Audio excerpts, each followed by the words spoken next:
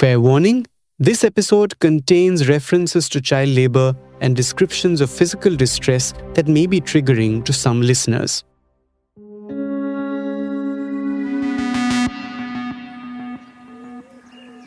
वो स्मेल तो आती थी, वो गए थे तो इसके बाद में उल्टी आने लगती थी, इसके बाद में वो आदत सी पड़ने लगी 2-3 दिन में. That is 14-year-old Vineet, describing the extremely unpleasant, nauseating experience of working in a liquor distillery. Vineet is one of 100 boys and girls who were allegedly employed in a liquor plant run by Som Distilleries, part of the Som Group, a major Indian alcoholic beverage or alcobev maker. About 2 weeks ago, a government agency responsible for the protection of child rights rescued Vineet and 58 other boys and girls, mostly minors, from Som's distillery in Madhya Pradesh. For years, the children were sneaked into the factory in school buses, wearing uniforms of a school that Som runs inside its factory. Once in, the children worked in the distillery for up to 12 hours for daily wages of 300 to 500 rupees. Some were made to drink the alcohol they made, bottled and packed. The skin on the hands of several children were found to be whitened, infected and melting due to constant contact with raw spirits and chemicals. Now, needless to say, employing minors in a liquor factory is an offence in India. So, a police report was lodged against Som, a court case filed, and its distillery license suspended for 20 days. But on Monday, the company got a court order allowing it to resume operations in its plant. Now, this is arguably the biggest documented act of child labor in a highly regulated industry like alcobev. I have not seen such case in my entire career. What Som Distillery has done is a crime of child labor, of exploitation of children, of cruelty to children, of keeping children in bonded labor. So these are serious crimes.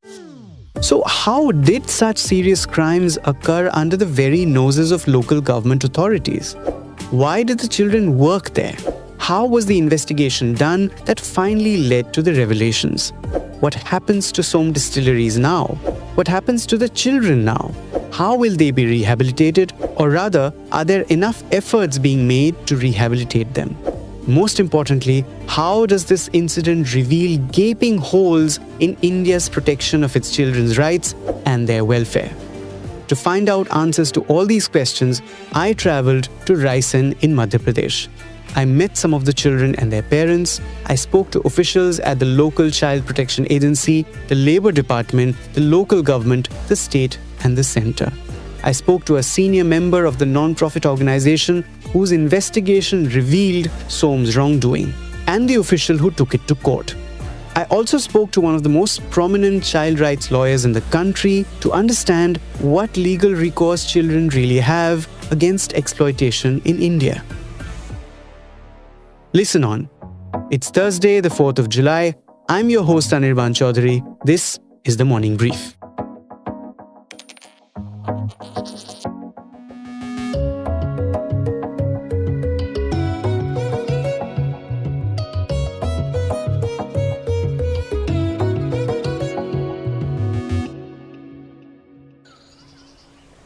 कितनी उम्र है आपकी?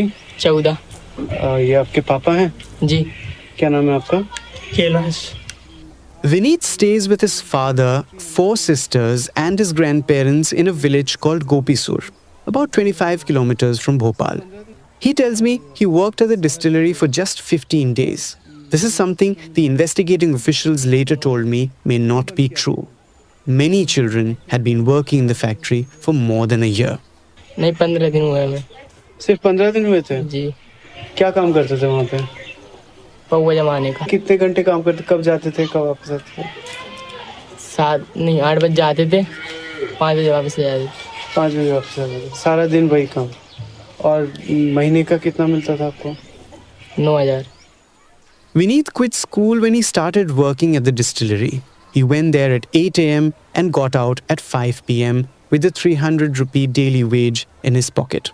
जिस दिन वो हुआ था वो मुझे उसके बारे में मुझे बताइए ना, मुझे पता नहीं है, तो बताइए कौन आया था? दिल्ली से टीम आई थी. हाँ. After the raid on the distillery, Vineet and some other boys were taken to a childcare institute in Bhopal. There, they were kept for 4 days as the officials waited for their parents to turn in ID proofs and other documents of the children. Vineet is quiet about those 4 days. His father can't fathom why they would be kept there for so long. तो कैलाश जी, आपको ये पता था कि ये मतलब नाबालिग बच्चे काम नहीं कर सकते वहाँ पे? सर मैंने तो मना किया था इनसे बच्चों से. Vineet's father's reason for letting his son work in a liquor factory is that he was aware and hence unaware. It's the reason many parents gave the investigators too. The reason sounds implausible, but I realize there's no point probing. और फिर मैं घर पे भी नहीं था. मैं कहीं बाहर निकल गया था राजस्थान तरफ. 20 दिन हो गया था. उसके बाद उसने सोचा घर पे कोई नहीं, उसने बच्चों के साथ चल दिए. आप क्या काम करते हैं? मैं कुछ नहीं, खेती बाड़ी करता हूँ. वहाँ पे कैसा था काम? मतलब गर्मी थी और स्मेल आता था केमिकल्स का?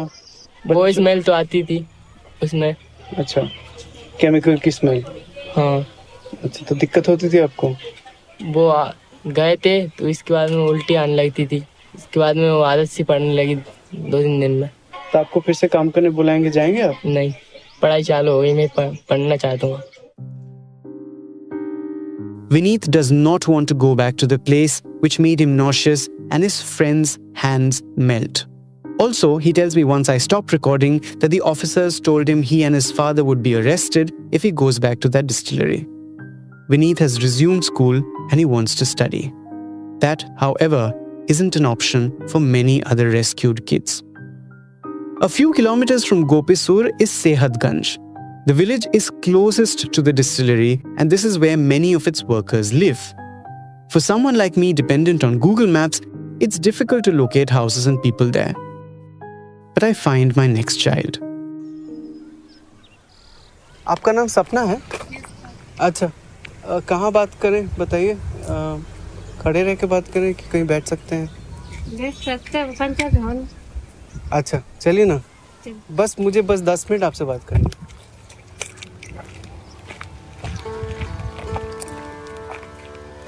Sapna Nath lives with her mother.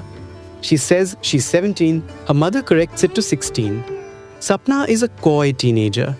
She wears really heavy makeup and has her hair tied in a curiously quaint bouffant, like a child actress playing the younger version of the heroine in a film of the 60s. सपना, आप ये बताइए कि आप कब से ये distillery में काम करती हैं? अभी 4-5 महीने हो गए. 4 months of 10 hours of daily work, fitting holograms on bottle caps, 300 rupees. The case is similar to Vineet's. Meanwhile, Sapna's mother chimes in on what happened on the day of the rescue. वही आए थे अधिकारी, उन्होंने छापा डाला था उनके, वो इनके लड़कियों को पकड़ लिया था. अच्छा, छापा डाला था. हाँ, उन लोगों ने पूछा था कि यही पूछ रही थी वो भी, मतलब कि कितने दिन से काम करते हो ऐसे, वो भी यही पूछ रहे थे. उनने 12 बजे से पूछा था. रात को कितने बजे गए थे? 11 बजे छोड़ा था. Sapna and her mother were interrogated for 11 hours. I asked them, what will they do now that Sapna has stopped working in the distillery? Sir अभी तो घर पे बैठे हैं. तो क्या बेरोजगार बैठे हैं, अभी तक कुछ भी नहीं है. ये इनके भाई बहन? इनका पापा है था, वो 4-5 साल पहले हमको छोड़ दिया उसने. वो क्या मालूम कहाँ है कहाँ नहीं है. हम ही रहते हैं. अच्छा, आप दोनों ही रहते हैं? लड़का है, 2 लड़के हैं मेरे पास. हाँ. लड़की. तो वो आपके भाई क्या करते हैं? भाई ऐसे खुली मजदूरी करते हैं. मजदूरी? हाँ, बाहर करते हैं. वहीं करते हैं? नहीं, वहाँ पे नहीं करते. काम करते हैं. कहाँ पे? खेती मेहनती का. अच्छा, तो वो जब काम करते हैं तो इनको डिस्टिलरी में जाने की क्या जरूरत है? खेती में ऐसा है कि मटिया खेत ले लो तो वो तो सीजन के टाइम मिलता है अपन को. हाँ. अभी ये घर का खर्च कैसे चला?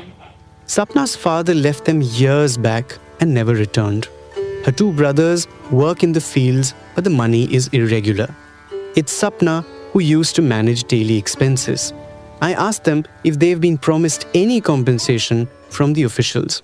हाँ, बोल तो रहे थे तो मिलेंगे, मगर पता नहीं सर, हमारी इस लड़की का आधार कार्ड नहीं है. Sapna and her mother don't have an ID proof and so no bank account either. They're unsure about where the next bit of money will come from. Alternate employment, or government compensation. Like Vineet, however, they're certain of one thing. There's no going back to that distillery. तो अब क्यों बुलाएंगे? अब तो वो ये बोल के गए कि अब बच्चे पकड़ा गए तो अब माँ बाप जेल जाएंगे. Let's now go into the investigation. Now, Raisen's local child welfare committee officials are actually the first to spot children going into the distillery. Here's its chairman, Atul Krishna Dubey. Someone from one of the villages informed me that some kids were being taken to Som's liquor plant in school buses. Now Som runs a school for kids, and initially I thought the kids must be going there to study. But I kept getting similar reports from other suspicious villages as well. So on 19th March 2024, Dubey, his team and some officials from the Madhya Pradesh Labour Department went into the distillery. I went in and found 2 children working there. I informed the local police, who asked the kids what they were doing there. I later found out that the kids had denied working in the factory. They said they were there with lunch boxes for their parents. Dubey told me that because of Som's influence, or perhaps fear, none of the local officials pursued the lead any further. But 800 kilometers away, in Delhi, a bunch of people at the Bachpan Bachao Andolan had been doggedly following it too, for more than a year. Bachpan Bachao Andolan is a non-profit organization fighting for children's rights. It was started in 1990 by activist and Nobel laureate Kailash Satyarthi. Here's Manish Sharma, one of its directors, who spearheaded this investigation.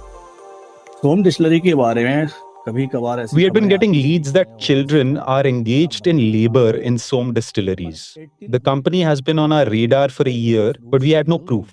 On 18th May, around 7 to 8 p.m., our team heard some kids inside the factory compound and saw others inside a yellow school bus. They found this weird because it was way past school time. We kept circling the compound for days and were able to gauge that about 100 kids were employed in the distillery.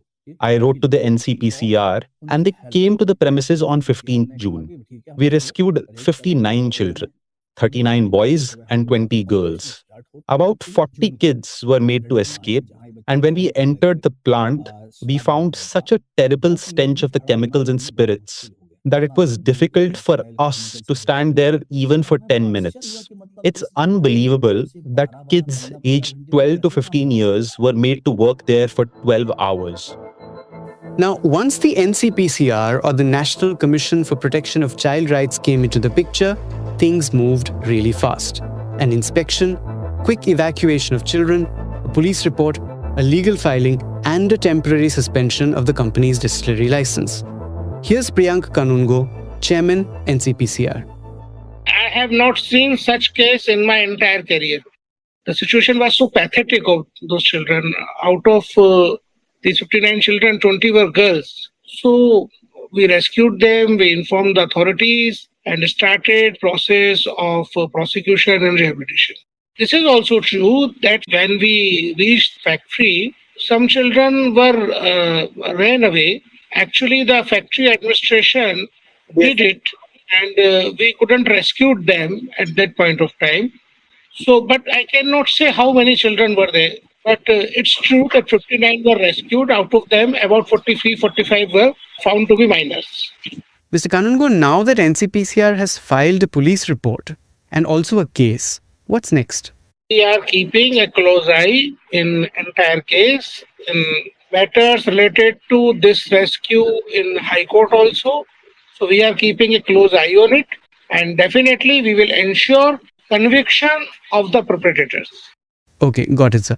Now, what happens if Som loses the case? Will its license be revoked? That decision has to be taken by the state government as per their set procedures and law. But for NCPCR, I can say, if required, we will intervene in the High Courts or Supreme Court also. I am the complainant in the FIR, so we will take this case to a logical conclusion. I will ensure conviction of each and every person involved in engaging children as labor in a liquor factory. Also, sir, more importantly about the children, what happens to them now? they will get amount as compensation under Honorable Supreme Court's order in MC Mehta versus Union of India, State of Tamil Nadu. They will get compensation as per the provisions of Bonded Labor Act. They will get compensation as per the provisions of Child Labor Prohibition Act. They will get back wages. They will get enrolled in the schools, and their rehabilitation will be looked after the district administration. Kanoongo told me that the district collectorate will count the number of days each child worked, and the amount due to each child will be calculated according to rules under the government's bonded labour scheme and the Child Labour Prohibition Fund. Fair enough. But what about those who don't have the requisite identity proof documents and bank accounts, like Sapna? This is the responsibility of district collector to get every child enrolled under Aadhaar, and a bank account should be opened in the name of the child, and the amount of compensation and the back wages should be deposited in the account of child, and wherever requirement of preparing of any FDRs, they should also be prepared in the name of the child, and the district collector is duty bound to do so. But sir, all of this, the fact that Som employed child labour, all this happened in close proximity of the district collectorate. Also, most of these children are now traumatized. They have been told that going back to the distillery will get them and their parents imprisoned. They actually feel more scared than free. Also, the fact is, I don't know if the CWC, which is in charge of counseling the children, is or has adequate staff. They haven't even started yet. They're actually still in the process of collating social identity reports, which may mean more interrogation and further trauma for the children. No? I can admit it publicly and very bluntly that the district administration in Raisen is not sensitive. That's why children have not been given counseling yet. They have to be given proper counseling. It is part of their rehabilitation process. We are monitoring it. Recently, we have received a report from DM Raisen. We are in process of giving them further direction. But there are other complications too, right? What about the educational rehabilitation of the children? Now, some of them I spoke to actually studied in Som's school for free, and they liked it. With that school under the scanner, the only alternative that remains for them is a government-run school. And that's not a good story. I spoke to the villagers about the one in Sehatganj, for instance. They shared terrible experiences, like children being forced to scrub and sweep floors instead of sitting for classes. Now, I couldn't reach the principal of that school, but I met Sumer Singh Gurjar, the Sarpanch or head of Sehatganj Panchayat, a governing body for the village. Now, he seemed to be unaware of how the school was run, despite it being just a few meters away from his office. So I asked him other things, like what role will the Panchayat actually play in rehabilitating the children of its village? Almost everyone in the village is below the poverty line. Till the time a father is working, it's fine. But when he falls ill, his children are forced to go to the work. The rescued children have been enrolled in the government school. I heard the teacher and the officer discussing this. Most of the villagers here are engaged in agriculture. Some people have worked at Som Distilleries in the past. There were about 1,900 people in Sehatganj. Of that, around 200 people who were working in the distillery have fled from the village. Now, everyone agrees that a lot of people were complicit in the wrongdoings at Som Distillery. The excise department, for instance, regulates liquor trade. And Indian rules say that an official from the excise department has to be present in all liquor factories and distilleries. One such officer was there in Som's plant as well. So what happened to him? Here's Abhijit Agrawal, Madhya Pradesh's Commissioner of Excise. We took initial action on suspending the official, the in charge for the distillery there, and the other subordinate staff that was posted there. Since they were working there closely in distillery, so if the child were found there working, so it's a clear moral responsibility of my subordinate officers who were posted there. So we had taken initial action of suspending those officers found guilty. And then we issued a show cause notice to the Som Distillery, mentioning the irregularities and the violation of the Excise Act and the rules and the general license conditions that were there. Right. Just to probe you a little bit on this, it is mandatory for an excise officer to be present inside the premises of a liquor distillery. So it could not have happened without their knowledge. What do you say to that? Basically, the important duty of the excise officer posted there in any distillery or a brewery is to control the whole supply chain and see whether production is being done in accordance with the Excise Act and the policies. It's not a clear, responsibility in terms of legal responsibility of the excise officer to stop in terms of child labor, but definitely they would have brought into our notice or the Labor Department notice. So that is why we have found them to be responsible in terms of moral responsibility, and we'll issue the show cause notices to the concern and we'll take the case forward. What happens to Som now? The stuff that has come out in the reports is that the license is suspended for 20 days. Do you think it's sort of a little bit lenient to them given the extent of what they've done?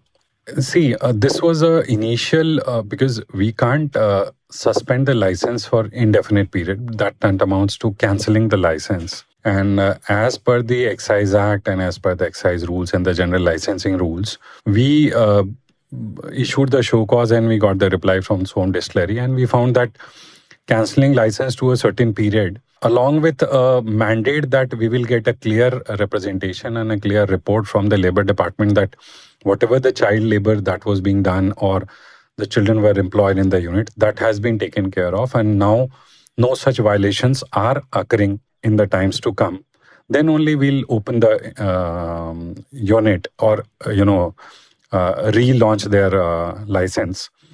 And we'll have more inspection now in times to come so that we don't find such irregularities and any other violation of the excise licensing rules. So has Som Distilleries flouted norms before that has come to the notice of the Excise Department, and has any action been taken against the company? There has been one or two cases which were going on against the concern. One is that in one of the irregularity case in supply chains, their directors were also found guilty, and along with certain department officials, for which the court has held their director responsible. And as directors were held responsible, so the unit license is also under threat.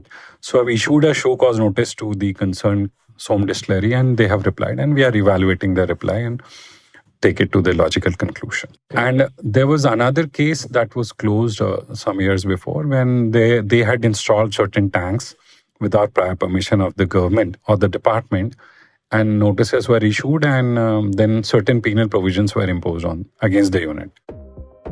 Now, it's important to understand that Som Distilleries and Breweries is a publicly listed company. But the entity accused of child labor is Som Distilleries Private Limited, a promoter company and a 9.28% shareholder in Som Distilleries and Breweries. Now, Som Distilleries Private Limited, which is the accused, is primarily a maker of country liquor, unlike the listed entity, which makes, among other things, a lot of beer. Since the incident, the listed entity has been distancing itself from the accused, calling it a mere supplier with an entirely different management team. But in the annual report, Som Distilleries is cited as a company over which the management of Som Distilleries and Breweries are, quote-unquote, able to exercise significant control. Well, so why didn't they exercise control, I mean? I asked these and more questions to its executives in a detailed mail. Here's what it said. It has terminated the services of Som Distilleries as a vendor and started an audit of its other vendors to check for any wrongdoing. Top executives of Som's HR department have been suspended. The general manager of the plant has been given a warning. Som runs its school as part of its social initiative. None of the children that were employed in the distillery escaped. There was no resistance to the probe. Som cooperated fully. Neither Som nor any of its subsidiaries employ child labor. None of its licenses are under threat. Whew. Okay.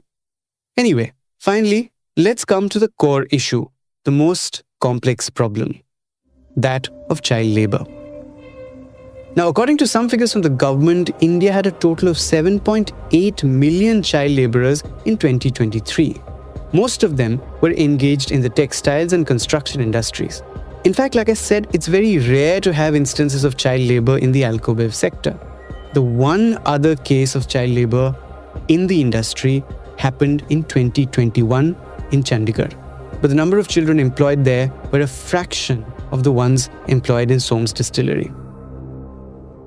There have been many rescues too, 29,000 to be exact last year. Why then am I calling it complex? Because there are many legal complexities. First of all, the very definition of a child. According to a report in December from a government parliamentary standing committee, India still needs to introduce a uniform legal definition of a child. Now, according to the CalPRA Act 1986, a child means a person who hasn't completed their 14th year. According to the Right of Children to Free and Compulsory Education Act 2009, a child is defined as someone between 6 to 14 years. But the Juvenile Justice Act 2015 defines a child who has not completed 18 years of age. With a question about this bit of ambiguity, I approached Bhuwan Ribhu, lawyer, activist, former General Secretary of Bachpan Bachao Andolan, and someone who's actually drafted some of the rules in India around the protection of child rights. Here's Bhuwan. Ideally, in law, once India has ratified the United Nations Conventions on the Right of the Child, which is an international law, that international law supersedes all the Indian laws. In theory, the definition of the child needs to be at 18 years. And this ambiguity or this confusion in law needs to be completely done away with. Now, why different ages have been defined under different laws is because you need to provide different types of protection to the children. For example, nothing done by a child below the age of 7 years is considered a crime in the new this Bharatiya Nyaya Sanhita and the erstwhile Indian Penal Code. Similarly, education is free and compulsory till the age of 14 years, which is actually an enabling provision and a right of a child, which is a part of the constitution as well. This is actually more of a drafting issue rather than an understanding issue. Every law needs to be uniformed and it needs to be very clearly articulated that the child is a person below the age of 18 years because that is an international convention ratified by India which supersedes all the national laws. Understood. There's, however, one more anomaly. So, while child labor is a cognizable offense under CalPRA Act, it is non-cognizable under the JJ Act 2015. Don't these basic ambiguities need to be resolved first? Definitely. However, the interpretation of statutes works in this manner that if one offense is cognizable amongst many under which an FIR is registered, then the cognizable offense supersedes the others and the entire crime is considered to be cognizable. Similarly, if multiple sections are invoked, then the section which has the maximum punishment would be the section that would drive the process of trial. But this amendment under the JJ Act, which makes it a non-cognizable and non-bailable offense to exploit a child. In fact, I would go a step further and say that the crimes that are prescribed under the Juvenile Justice Act with severe punishment, like the trafficking, sale or purchase of a child, like using a child for the narcotics or trafficking of narcotics, sale of narcotics, giving a child drugs and cruelty to a child. So serious offenses like the sale and purchase of children, like keeping a child in bondage, like giving a child drugs, these offenses have suddenly become non-cognizable in 2021. And so the police is not duty-bound to register an FIR. This is definitely a step back for the protection of children. It is just a matter of, I would say, providential intervention. It is a matter that of something which has come as a shot in the arm for child protection, which is that the Bharatiya Nagarik Suraksha Sanhita, which comes into effect on July 1st, 2024, is very clear in saying that if a crime is punishable with an imprisonment for 3 years and upwards, and not more than 7 years, it is a cognizable and a non-bailable offense, which basically means that the new law will supersede any other previous law. And this particular section, which comes into effect from 1st July, makes the Juvenile Justice Act redundant. The JJ Act needs to be amended immediately and forthwith by making it a cognizable and a non-bailable section. So, Bhuwan, tell me about the Som Distilleries case. How do you see it? What Som Distillery has done is a crime of child labor, of exploitation of children, of cruelty to children, of keeping children in bonded labor. So these are serious crimes. And for the first time, this issue has come up in an organized setting in a distillery. In a country where we have such strong laws that we are not able to, or we are not supposed to even serve liquor to children. We are not supposed to give any of these drugs or any other these chemicals to children. And here are children actually working in such a factory, making such a thing with the chemicals. So this is the exploitation of children at its worst. So this is a crime. It is not a wrongdoing, and it has to be treated and punished as such. So which laws were violated? And what legal recourse do the children have? The first law that got violated here was their fundamental right to education. The second law that protects these children from child labor is the Child Labor Act itself. Children are not supposed to work in factories. They are not supposed to work in hazardous conditions. In case a child below the age of 14 years is found working in any capacity, and a child below the age of 18 years is found working in hazardous occupations and processes, they get benefit under the Child Labor Act and a compensation of 20,000 rupees. If they are below 14 years of age, then under a Supreme Court judgment of MC Mehta versus State of Tamil Nadu, one adult member of the child's family is supposed to get alternative employment in case of that child. Once a child has been rescued and taken to the Child Welfare Committee, immediately under the Juvenile Justice Act, they have to be provided with protection, taken to a child care institution. Their individual care plan for rehabilitation has to be made. And in case they have been subjected to cruelty or any other offenses, such as in this case, then those criminal complaints and sections must also be invoked. Now, what are those? The biggest is under Section 370 of the Indian Penal Code. This is the crime of trafficking. Under 370A, this is a crime of exploitation of a trafficked person. Trafficking is the recruitment, and I'm not going to get into the details of it, but recruitment of a person, transfer or harboring of a person through force, through fraud, through deception, and resulting in the exploitation of that person. Here, in this case, force was used, position of vulnerability was there, fraud was used in some case, the children were recruited and they were being exploited. So under the law of trafficking, criminal prosecution should be launched, and that also would result in further compensation of at least 3 lakh rupees under the NALSA scheme of victim compensation. Then these children were, in many situations, they were not being allowed to leave. And in those situations, they were in situations of bonded labor.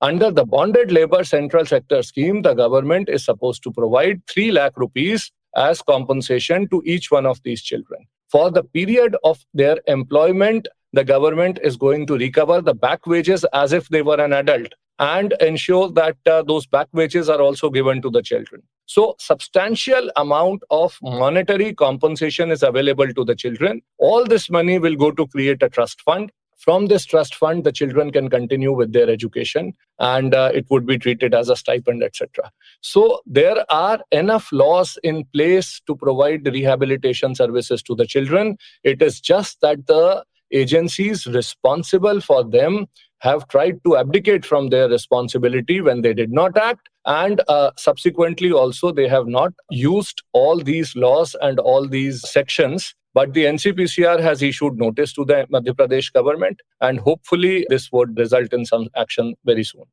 Does it surprise you that so many people were complicit in this whole issue? Absolutely. It is shocking. And the fact that these people who were supposed to be responsible for the protection of children have actually been complicit in this exploitation of children, in this crime, this is child labor at its worst, and this is the exploitation of children at its worst. And this basically has shown that there was no intention on the part of the government authorities that were visiting these factories to even take a look. I am very sure this was a case of corruption. I am very sure this was a case of exploitation and bonded labor. And above all else, it was a case of impunity where the people who were running these businesses and exploiting these children believed that nothing could happen to them. Even after the rescue, the children were made to disappear. Even after the rescue, the children were sent away. And it could not have been done without the complicity of the local police, the local administration, and the local excise and government departments. But at the state level, at the central level, the government has responded. They need to be lauded. At the district level, the people under whose noses this crime was perpetuating, they need to be punished. Not only critiqued, but punished. Okay, the other question is about the CWC. Now, it's tasked with not just collating data about the children, but also counseling them and their trauma care. But is the CWC equipped to do all that? I mean, there have been some lapses on their part already. Well, it's a pan-India issue that the child welfare committees, first and foremost, needs to be appointed in every district. So they are not there in every district, and they are not present in every district, even in Madhya Pradesh. The law says that child welfare committees need to be appointed. The law says that the child welfare committee needs to respond immediately, and they must have capacity. And if the law is not followed, then the crime continues. This is the time for them to ensure that properly trained professional counselors are being appointed. If a child is scared after having been rescued from a situation of exploitation, then somewhere we are failing our constitution and fundamental rights. Somewhere it is the abject failure of society and the state in providing that protection to the child.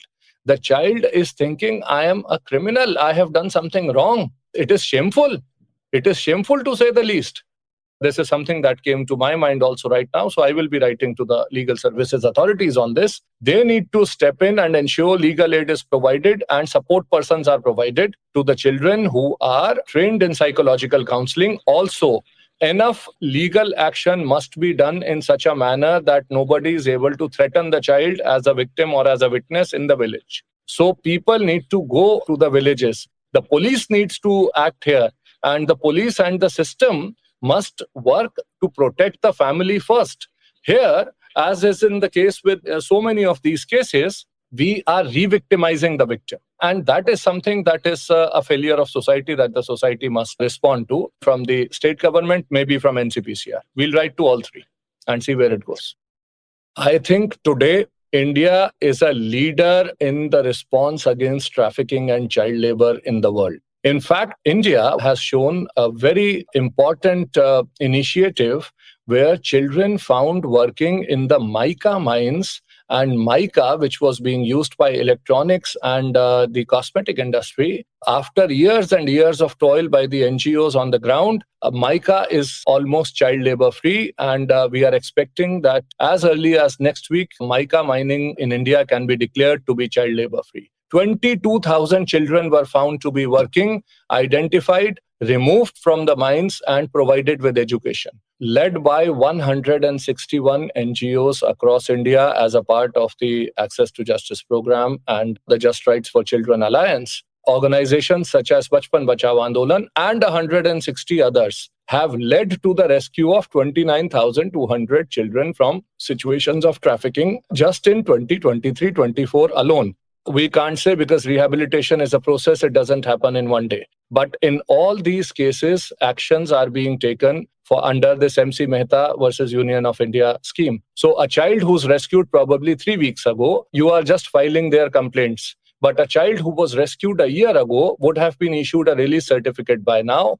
And I think over 1,500 release certificates have been issued. A release certificate is a certificate under the central sector scheme of bonded labor that entitles the child to a compensation of up to 3 lakh rupees anywhere in the country. So immediately the child would get 30,000 upon the conviction, which is of course dependent on the testimony of the child that I was in a situation of such bonded labor. The rest of the money would be released. And over 25 crore rupees has been sanctioned for the rehabilitation across India.